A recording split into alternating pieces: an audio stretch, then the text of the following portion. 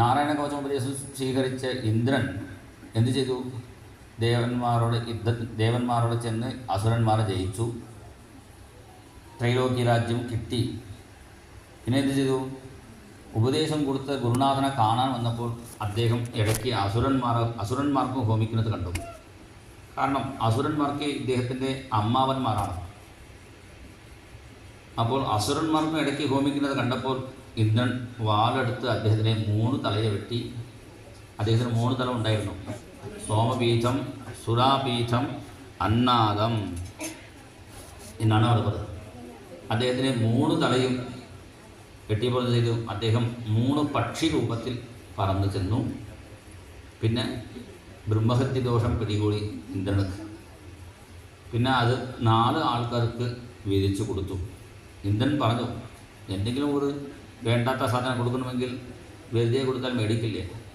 അപ്പോൾ കൂടുതൽ ഒരു ഫലം കൂടി വച്ചിട്ടാണ് ഇന്ദ്രൻ എൻ്റെ ബ്രഹ്മഹത്യ പാപം സ്വീകരിക്കുന്നവർക്ക് ഫ്രീ ആയിട്ട് ഞാൻ കൊണ്ട് തരും. ഫ്രീ ആയിട്ട് കൊണ്ട് തരാൻ പറഞ്ഞപ്പോൾ എന്ത് ചെയ്തു? ആദ്യം സ്ത്രീകൾ വന്നു.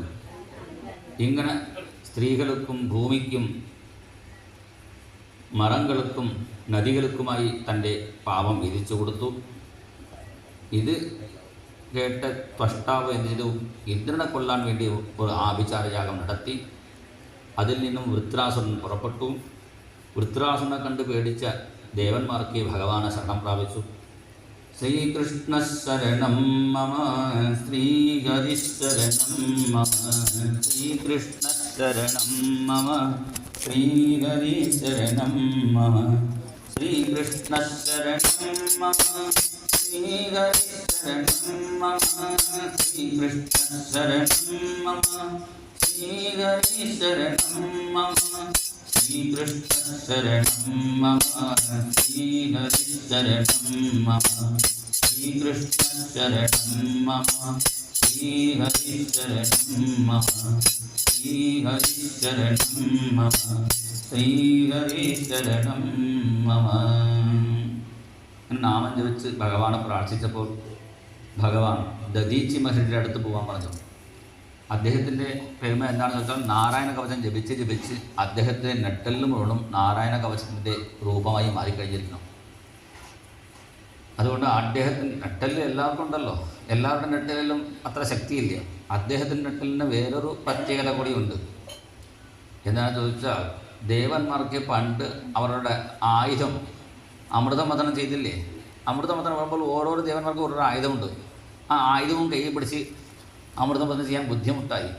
അപ്പോൾ ഇത് തത്കാലം ഒരാളുടെ കയ്യിൽ ഏൽപ്പിക്കാൻ തീരുമാനിച്ചപ്പോൾ ദധീച്ചി മഹർഷിയെ കണ്ടു. ഇത് വെച്ചോളൂ, ഞങ്ങൾ മേടിക്കുമ്പോൾ ചോദിക്കുമ്പോൾ തിരിച്ച് കൊടുത്താൽ അതിന് കൊടുത്തു. അദ്ദേഹം എല്ലാ ദേവൻ്റെ ആയുധം കുറച്ച് കാലം നോക്കിയിരുന്നു. പിന്നെ അദ്ദേഹം തപസ് ചെയ്യാൻ സമയമില്ലേ, എപ്പോഴും ആയുധം നോക്കിയിരിക്കാൻ പറ്റുമോ? അപ്പോൾ എന്ത് ചെയ്തു? അദ്ദേഹം ഒരു മന്ത്രം ചൊല്ലി എല്ലാം ഒരു ഭസ്മം പോലെ ആക്കി കലക്കി കുടിച്ചു. ഇപ്പോൾ എന്തായി? അദ്ദേഹത്തിന് നട്ടലിൽ എല്ലാവരുടെ ശരിക്കും അദ്ദേഹത്തിന് നെട്ടലിൽ ഒരു ഇരുമ്പ് പിടിക്കുന്ന കാന്തം പോലെയാണ്. അപ്പോൾ അതിന് നെട്ടലിൽ എല്ലാതെ ഇത് പിടിച്ച് നിന്നു. അതുകൊണ്ടാണ് ഭഗവാൻ അദ്ദേഹത്തിന് നെട്ടലിൽ സ്വീകരിക്കാൻ പറഞ്ഞത്. അദ്ദേഹത്തിനോട് ചോദിച്ചപ്പോൾ ശരീരം പറഞ്ഞ് ധ്യാനത്തിൽ ഇരുന്ന് അദ്ദേഹം ശരീരം ഉപേക്ഷിച്ചു. അദ്ദേഹത്തിൻ്റെ നെട്ടലിൽ എടുത്ത് യുദ്ധത്തിന് പുറപ്പെട്ടു. ഇന്ദ്രനെ കണ്ടപ്പോൾ അസുരന്മാർക്ക് പേടിച്ചു ഓടുന്നു. അപ്പോൾ വൃത്രാസുരൻ പറഞ്ഞു, ജനിച്ചാൽ മരണം ഉറപ്പാണ്. അത് 2 വിധത്തിൽ മരണം പ്രാപിക്കുന്നത് നല്ലതാണ്. കൊണ്ട് നമ്മുടെ നാടിന് വേണ്ടി പട്ടാളക്കാരനായി ചേർന്ന് നമ്മുടെ നാടിനെ രക്ഷിക്കാൻ വേണ്ടി യുദ്ധം ചെയ്ത് മരിക്കുന്ന ആളുകളുണ്ടല്ലോ, പട്ടാളക്കാരർ, അവർക്ക് നല്ല ഗതി കിട്ടും. പിന്നെ യോഗത്തിൽ ഇരുന്ന് ആരാണ് ശരീരം ഉപേക്ഷിക്കുന്നുവോ ഭഗവാന്റെ നാമം ജപിച്ച് അവർക്ക് നല്ല ഗതി കിട്ടും. വൃത്രാസുരൻ പറഞ്ഞു, നമുക്ക് നാമം ജപിക്കാനുള്ള ശക്തിയില്ലേ, ഭക്തിയില്ലേ, നമുക്ക് യുദ്ധം ചെയ്യാൻ പറഞ്ഞ് യുദ്ധം ചെയ്യുന്ന സമയത്താണ് ഒരു 4 ശ്ലോകം കൊണ്ട് ഭഗവാനെ സ്തുതിക്കുന്നു. വൃത്ര ചതുശ്ലോകി അല്ലെങ്കിൽ ഭക്തി ചതുശ്ലോകി എന്നാണ് ഭക്തന്മാർ ഇത് പറയുന്നു. 6-ാമത്തെ സ്കന്ധം 11-ാമത്തെ അധ്യായത്തിൽ 24 മുതലുള്ള 4 ശ്ലോകങ്ങളാണ്. അഹം ഹരേ തവ പാദൈകമൂല ദാസാനുദാസോ ഭവിതാസ്മി ഭൂയഃ മനസ്മരേതാസു പതിർഗുണാസ്തി ഗൃണീതവാ കർമ്മ കരോതു കായഃ ന നനാകപൃഷ്ഠം ന ച പാരമേഷ്ഠ്യം ന സാർവഭൗമം ന രസാധിപത്യം ന യോഗസിദ്ധിരപുനർഭവം വാ സമഞ്ജസത്വാ വിരഹയ്യകാംക്ഷേ. ഭഗവാനെ, നിൻ്റെ ദാസൻ്റെ ദാസനായി ഇരിക്കാനാണ് എനിക്ക് താല്പര്യം. എൻ്റെ മനസ്സ്, വാക്ക്, കായം എല്ലാം എനിക്ക് ഞാൻ സമർപ്പിക്കുന്നു. എനിക്ക് വേറെ ഭൗതിക സുഖമൊന്നും ആവശ്യമില്ല. എങ്ങനെയാണ് ചിറകില്ലാതെ പക്ഷമില്ലാതെ കുഞ്ചു പക്ഷികൾ അമ്മയെ നോക്കി കൂട്ടിലിരുന്ന് കീന്ന് വിളിക്കുമോ, അതേപോലെ ഞാൻ നിന്നെ വിളിക്കുന്നു. കട്ടിയിട്ട പൈക്കുട്ടി എങ്ങനെയാണ് അമ്മേനെ വിളിക്കുമോ, അതേപോലെ ഞാൻ വിളിക്കുന്നു. ദൂരദേശ യാത്രയ്ക്ക് ചെന്ന് തൻ്റെ ഭർത്താവിനെ പ്രതീക്ഷിച്ചിരിക്കുന്ന ഒരു പതിവ്രതയെ പോലെ ഞാൻ കാത്തിരിക്കുന്നു. ഞാനിവിടെ പറയുന്നു, അജാതപക്ഷായിവ മാതരം ഖഗാഃ സ്തന്യം യഥാ വത്സതരാഃ ക്ഷുധാർത്താഃ പ്രിയം പ്രിയേവം വ്യുഷിതം വിഷണ്ണ മനോരവിന്ദാക്ഷതിദൃക്ഷത്തെ ത്വാം മമോത്തമശ്ലോകജനേഷു സഖ്യം സംസാരചക്രേ ഭ്രമതഃ സ്വകർമ്മഭിഃ ത്വന്മായയാത്മാത്മജധാരകേഷ്വാസക്തചിത്തസ്യ നാഥ ഭൂയാത്. എനിക്ക് എപ്പോഴും സത്സംഗം തരണേന്ന് പ്രാർത്ഥിച്ചപ്പോൾ അത് പറ്റില്ല പറഞ്ഞു ഭഗവാൻ. നിൻ്റെ ദർശനം അതും ബുദ്ധിമുട്ടാണ്. അപ്പോൾ ദുഷ്ടസംഘത്തിൽ നിന്നും എന്നെ രക്ഷിക്കണേന്ന് പ്രാർത്ഥിച്ചു.